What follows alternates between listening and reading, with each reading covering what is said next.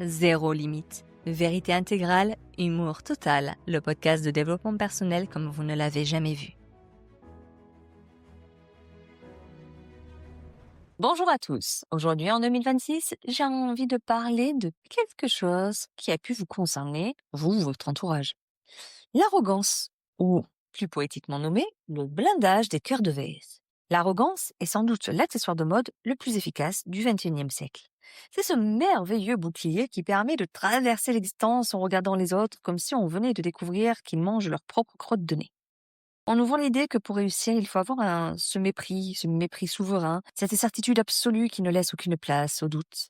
C'est le cliché du leader alpha, qui parle plus fort que tout le monde pour masquer le fait qu'il n'a strictement rien à dire.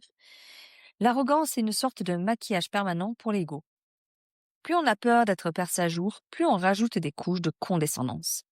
On transforme sa fragilité en forteresse de certitude débile.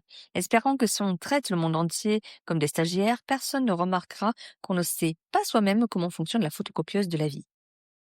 Je vais te donner un profil. Peut-être que tu connais une personne comme ça, ou peut-être que c'est même toi. Imagine, tu es là, le menton un peu trop, tu donnes ton avis sur tout, comme si tu avais inventé l'eau tiède. Tu entres dans une pièce avec ce regard, le regard de celui qui sait, mais tu ne sais pas quoi au juste. Tu es tellement occupé à montrer que tu es au-dessus du lot que tu ne te rends même plus compte que tu es tout seul en haut de la montagne de carton-pâte. Tu as peur qu'on découvre que tu es un être humain normal, que tu as des doutes le matin en te brossant les dents. Tu préfères passer pour un type insupportable plutôt que pour un type vulnérable. C'est une stratégie brillante, l'archétype du loup solitaire. Tu éloignes tout le monde pour être sûr que personne ne voit que ton cœur, c'est du verre de mauvaise qualité.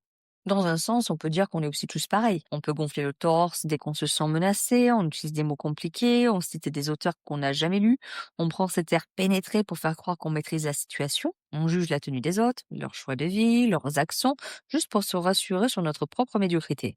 On s'invente une importance qu'on n'a pas, on joue les experts en tout, du vin de Bordeaux à la géopolitique du Caucase, simplement parce qu'on est une trouille bleue de ne pas être à la hauteur. On finit par s'enfermer dans ce rôle de ce personnage intouchable et on s'étonne de ne plus ressentir la chaleur des autres. Le message que tu as besoin d'entendre. La véritable solidité est silencieuse. L'arrogance n'est que le bruit que fait une âme qui a peur de se casser. Être souverain, c'est n'avoir plus rien à prouver, c'est habiter sa propre substance sans avoir besoin d'écraser celle d'autrui. Ta puissance ne réside pas dans ton blindage, mais dans ta capacité à rester debout sans armure. Pour avancer, commence par ce test de vérité. Identifie la personne qui t'intimide le plus et offre-lui une minute de pure honnêteté sur tes propres limites. Parce que c'est en brisant le verre que l'on libère sa propre lumière. Pour continuer d'évoluer et développer ta conscience, pense à t'abonner, à liker, à noter et retrouve-moi pour les prochains épisodes.